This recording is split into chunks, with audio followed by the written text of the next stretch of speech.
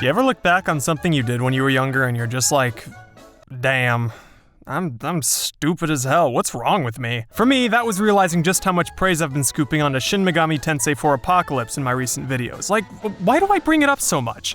Why the fuck do I do these things? Should I even be reviewing video games if I'm gonna be having these kinds of opinions? So, SMT IV Apocalypse is what today's video is about. If you don't know anything about this game, I don't blame you. I think the most noteworthy thing about it was the free 3DS theme that had all the characters. That's the only reason people remember it nowadays. I think it's sorta in the same vein as Final Fantasy XII, where the only people still talking about it are dumb fucks like me making these drawn-out videos about, oh, it was a game that divided the fan base, but was it really a hidden gem? I want to set the record straight in this video, and go over why this game is so divisive. Me personally, I still think this game is okay, but it's really stupid. If you know anything about this game, you probably get what I mean. And yeah, I do feel a bit weird saying I like it considering all the weirdo shit this game has to offer. I completely understand why this game has divided people so much to the point that it's faded into obscurity. But like, on the surface, it seems promising. A direct sort of sequel to one of the best RPGs ever made in my opinion that builds on its world and battle system. There are interviews with the devs who straight up say we want to fix the stuff that was wrong with SMT IV and make the best RPG on the 3DS.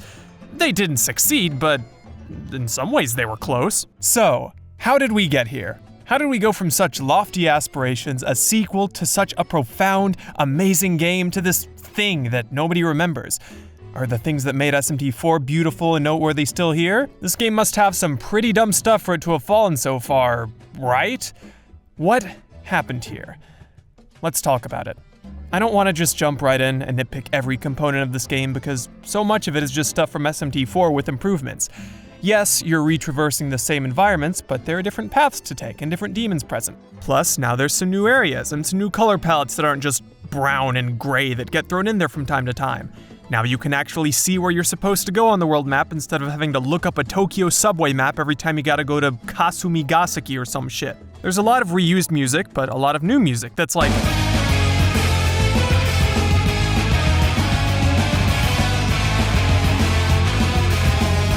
And Zakum is still there, so the game's actually flawless. In general, quality of life and aesthetics just feel better. Now, there have been some pretty significant combat changes too, changes that I really like. Just a few tweaks took this from simple yet satisfying to it's straight up satisfying, like this kicks ass. A ton of bosses now have specific gimmicks and strategies that you need to learn and deal with, which is already a huge step up from 4. Negotiation is a bit nicer, it isn't a complete shitfest anymore. There's a ton of new moves that change properties with Smirk, which is pretty cool, and Smirk in general has been reworked so it's not an immediate soft reset if a boss gets lucky. Like, for example, instead of whiffing all your attacks against smirking demons, now you just can't get any weakness damage till it goes away. It's still a good status condition, it's just not godlike anymore. Not only that, but now you have this shit. These are modifiers that can affect the damage, MP cost, and affliction rate for certain moves. This kind of shit is definitely standard in a few other SMT games, but it wasn't in 4. I'll be real, I wasn't a huge fan of this at first. It felt more limiting, having the game specifically tell you, alright, these are the skills that you should or shouldn't consider fusing onto this demon, instead of just, letting you pick freely from what was available. But now I gotta say, I really like this. Sure, that simplicity is gone. You can't just slap all your best elemental skills onto one demon and call it a day. Now you have to put more thought into fusion and craft out your demons more carefully. Yes, it is more limiting, but it helps give this game its own combat identity, even though there haven't been that many massive changes from 4. Also, now your party members are actually worth a damn. In 4 it was like, alright, cool, I randomly got CPU Walter to fight by my side. I can't wait for you to miss all your crit attacks and fucking die. But now that you have a whole party of dudes that each have different specialties, now there's an extra layer of who do I want here? Do I want the party members that constantly buff or heal my team, or do I want to make a mistake by picking literally anyone else? Now, I don't want to outright say that these changes to combat make it better than SMT IV's, even though it is in a lot of ways. Overall, they just shake things up a bit. Like I said, just from these tiny changes, both of these games have their own combat identity. Now you have to spend more time planning before fusing new demons. Maybe you're more likely to come up with entirely new strategies to take care of a boss with a weird gimmick. Sure, the demon's skills and general flow are mostly the same, but 4 is more explosive and steamroll heavy, while Apocalypse is more laid back, but requires a bit more thought while not sacrificing damage. I'm a real big fan of both of these systems. Alright, cool, so that's the nice flowery part of the video out of the way. Let's get to the dumb shit, like the real stinky bits. Okay, first and foremost, all of the praise I had towards SMT IV's story and presentation, how it manages to keep things simple and mysterious and cool but still tell an incredible story, throw it all out the window. Because this game was written by like a robot that read 1,000 hours of AO3 fix, because what the fuck? Almost all the animosity towards this game, the whole reason why it's such a divisive game, is because of how it treats its story and characters. Even its presentation is just the complete opposite of what made SMT IV so special. Absolutely every little detail is explained to you in depth. You know everything about every party member, NPC, and faction. They have an index that gives you a bio of people and places that gets constantly updated. There's a fucking email feature where party members will constantly tell you how they're feeling or their reaction to certain events despite being right there. You know, you could just talk to me like a normal person. This is like close to endgame spoilers, I don't think anyone cares, but there's one point in the game where a main party member gets killed and then comes back to life like an hour later, and they send you an email afterwards saying some shit like, wow, I can't believe I actually died, for real, that's so crazy, but now I'm back and I'm ready to kick some ass. What? What do you mean you're ready to kick some ass? At least tell me if you went to hell, and if John Lennon was there. A lot of people really hate these party members, saying that they make the game feel too bloated, and they're not developed enough, and there's too many of them, and I kinda agree.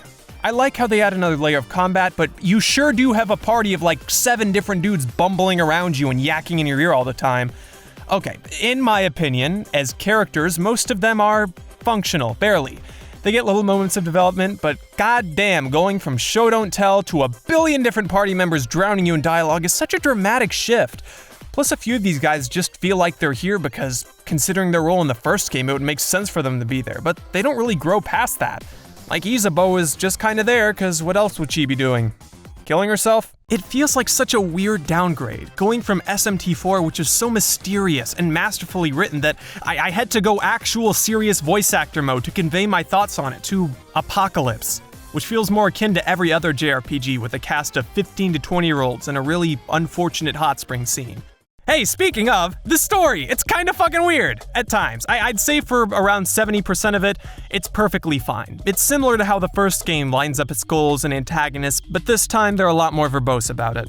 There's some points that I really don't like, such as how the final bosses from the first game, which, you know, are the culmination of 4's writing and world building, get demoted to these insanely easy mid-bosses for no reason. I mean, you can technically end the game here by siding with them, but nobody's ever done that, come on. And the game's overall just more lighthearted, which usually isn't a problem, but it's to the point where there's some really weird anime tropey bullshit here and there that just, it feels so out of place. Am I playing the wrong game here?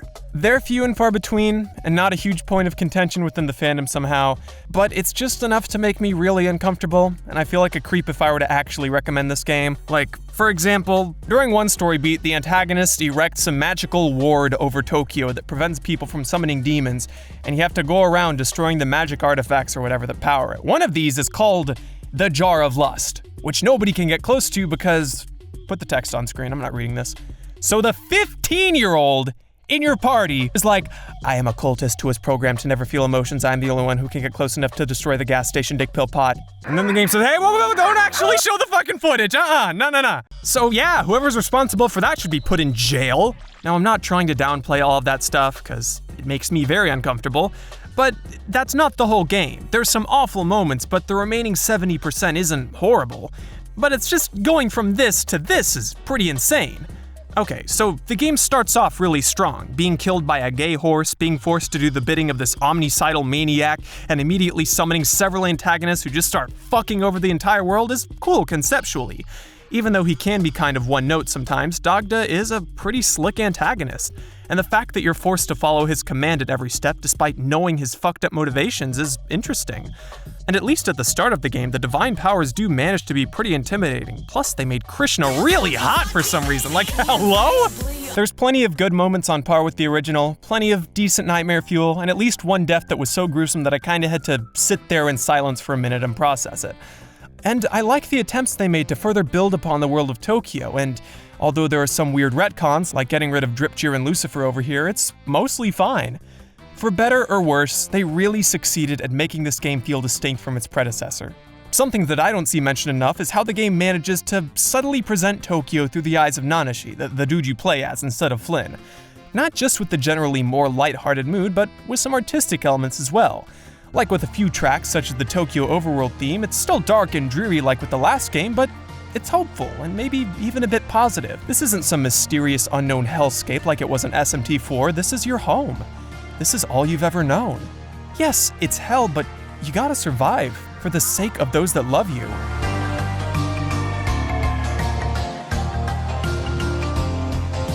Then the Kinchisho track is the nicest, happiest thing ever, cause that's where you live, that's where all your friends are. Yeah, you're still in hell, but none of that hell is here.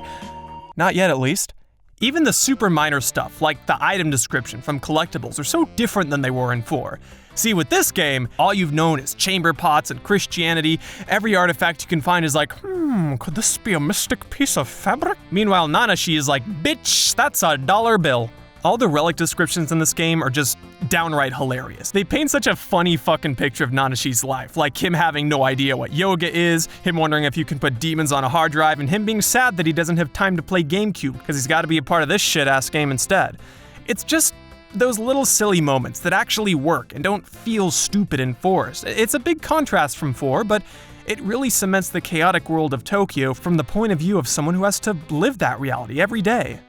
Alright, no more praise for real this time. Let's talk about the ending. This shit right here is my least favorite part of the game, and it's really where that AO3 writing starts to shine. In case you didn't watch my last video, which, like, do that shit, SMT is more or less synonymous with its focus on law and chaos as themes, and in most games, such as with 4, neither of these are a straight-up good ending. Which ideology would make the world a better place, the paths that your deuterogonists travel in order to make these ideas a reality, the sacrifices necessary along the way. 4 Apocalypse doesn't have any of that cool shit. Instead, you have the kill all of your friends, you absolute fucking scum ending, and the don't do that ending. Both of these are dumb as hell, but for different reasons. For one, there's no ambiguity in which ending here is morally correct. No pendulum that goes back and forth between the validity of these two sides, no questioning what's right or wrong. It's straight up, do you want to be an asshole or not? These two endings are not treated with the same importance. Sure, on the back of the box they are, but it's so damn obvious which side the game is pushing you towards. When people talk about the overall tone of this game online, you may hear them mention power of friendship a lot. Because so much of this game is just your party members telling you how great friends you are, and how good you are as a team, and how you definitely shouldn't kill them. Let me give you a quick rundown of how each story beat ends in this game. This is the extent to which the game is like, oh, which ending is right? So after completing a big boss and completing whatever objective has been laid out in front of you, all your friends are celebrating, straight up saying shit like, wow, aren't we awesome? We can do anything when we're together. We're such awesome and cool friends. At which point Donda will appear and Xander Mobus will hit you with some long drawn-out monologue like, "A right bunch of fools is what you are, associating yourself with this killer. He's nothing more than my pawn, and soon he'll erase each and every one of yous to create my new world. He's nothing more than a corpse, like he could ever understand something as foolish as friendship." Then everyone will be like, yeah, you know, now that I think about it, it's kind of weird that you're like, fucking dead, dude. What's up with that? Are you actually evil? Are you really our friend? Why did you die? Like, well, sorry! Not my fucking fault, it was the horse! God!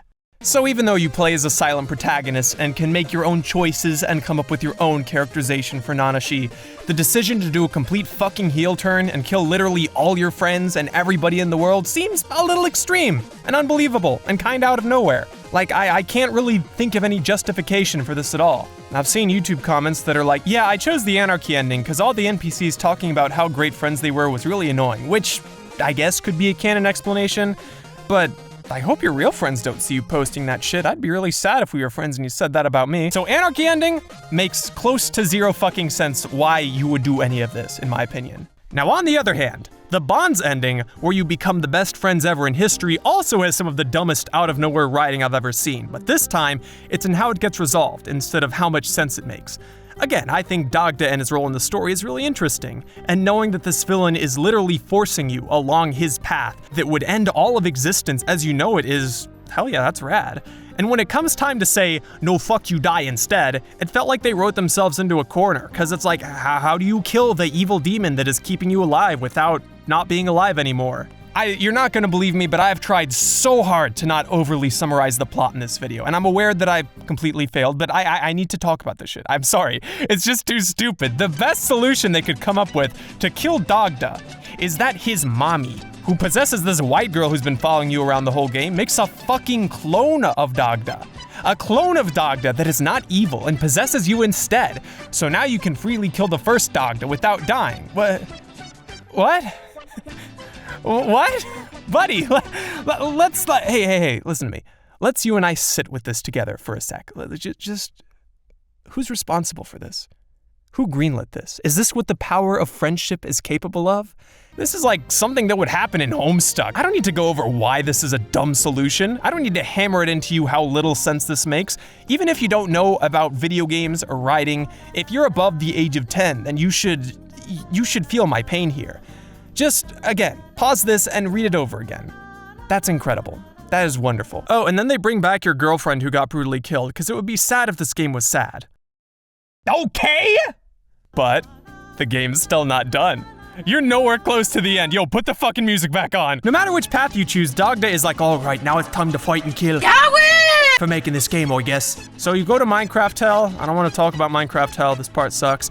In the Bonds ending, fucking Walter and Jonathan, who you killed halfway through the game in a stupid nothing mini-boss, shows up through the goddamn power of friendship and is like, oh, we're such good friends, we're also gonna join you in killing. Yahweh! This game literally ends on all your friends who died came back to life and helped kill the main antagonist together. Again, let's you and me sit with this for a second. As a matter of fact, I'm pretty sure this actually did happen in Homestuck. And that's kinda just it. No thought-provoking final moments, no bittersweet endings, no real incentive to replay the game outside of killing your friends, which I don't want to do that. No reason to read past anything on the surface level. You kill God, and no matter which path you choose, you kinda just get dumped into the credits. SMT IV Apocalypse is a weird game. I've been having trouble figuring out what to make of it, or if it even has a glimmer of the same prestige or uniqueness that SMT IV has in my mind. If it has the same sort of beauty. I've had to rewrite my concluding thoughts like 4 different times because this is such a mess to detangle, and making this video has made me realize that this game is nowhere near as good as I once thought it was. So let's just address the title first, this title. There is, unfortunately, nothing beautiful about SMT IV Apocalypse. None of the same mystery or intrigue, even if the beautifully crafted world is still there. It's not so bad it's good, not so hammy it's enjoyable, it's just stupid.